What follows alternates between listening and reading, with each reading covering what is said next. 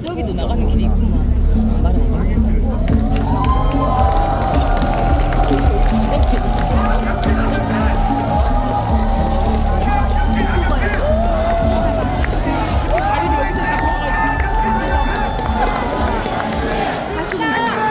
역사를 가장 자리를 여기다 역사롭게 잡고 광해필입니다.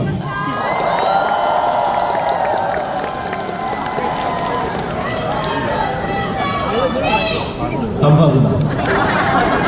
여기로 이동하시면 안 될까요? 지난번 내란 후계 옹호 집회를 금남로에 산다고 했을 때 내려와서 금남로에서 갑작스레 마이크를 잡고 난 이후에 뉴스에서 출연을 좀 해달라, 혹은 뭐 3.1절 광화문 집회에서도 마이크를 잡아달라는 정치권의 끈질긴 제안이 있었음에도 저는 결코 마이크를 잡지 않았습니다만, 광주가 부르니까 또 왔다 이렇게 와버렸습니다.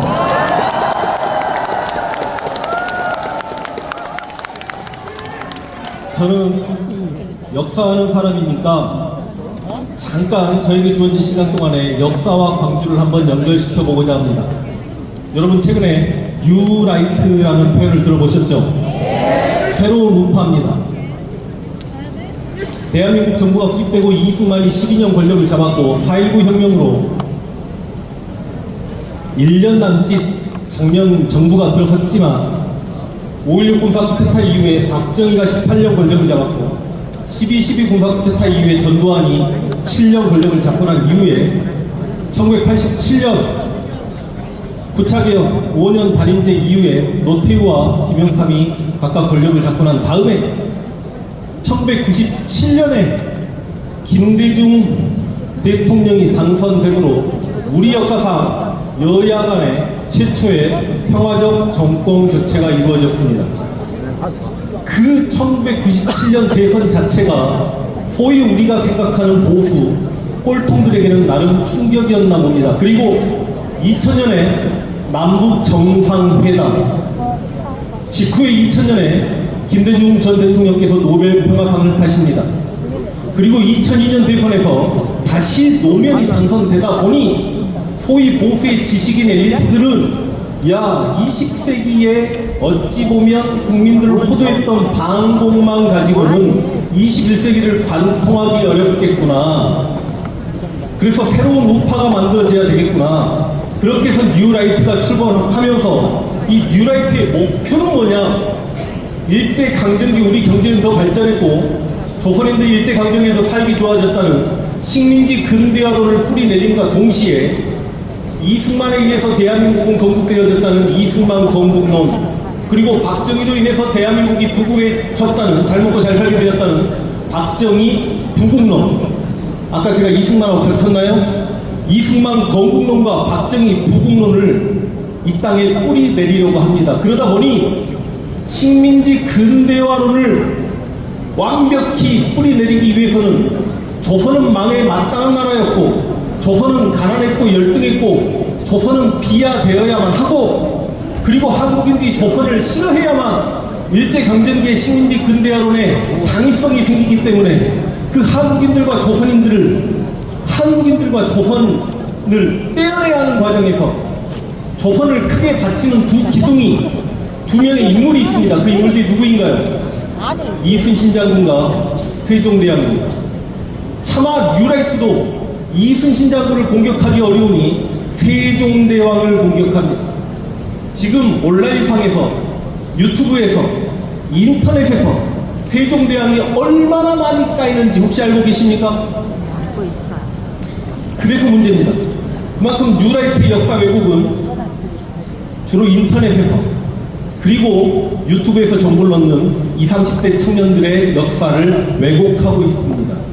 실제로 세종대왕을 상처냄으로 인해서 식민지 근대화론을 뿌리내리려고 하고 이승만 건국론을 자리잡기 위해서 항상 이승만에게 드리워져 있는 그림자는 김구입니다.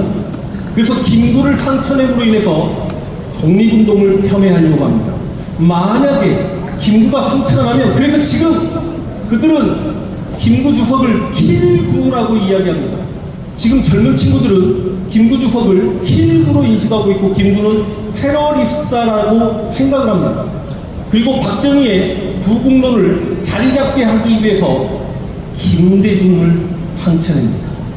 그래서 현재 인터넷상에 온라인상에 가장 많이 왜곡되고 가장 많이 상처받고 있는 우리 역사상 3명의 인물을 꼽아라라고 이야기한다면 저는 유튜브에서 그래도 소위 저 꼴통 집단들과 역사 전쟁을 치루었기 때문에 제가 보는 관점으로는 세종대왕 그리고 김구주석이 그리고 김대중 전 대통령이 상처를 입습니다. 광주 시민들에게 여쭤보고 싶습니다. 광주 시민들의 뿌리는 조선이고 세종대왕입니까? 일본입니까? 일본도 싫고 조선도 싫나요? 조선이 너무 많이 왜곡돼서 잘못 알려진 측면이 있습니다.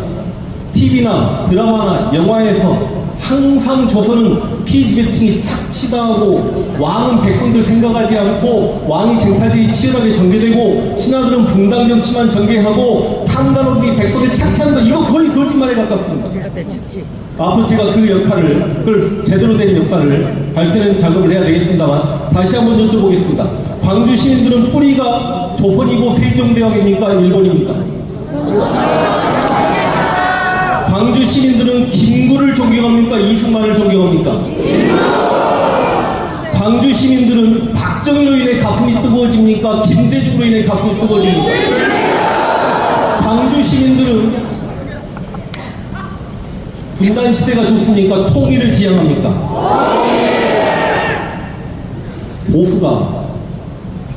보수의 가치가 친일매국이고 독재 추종이고 학살 옹호일 수는 없지 않습니까?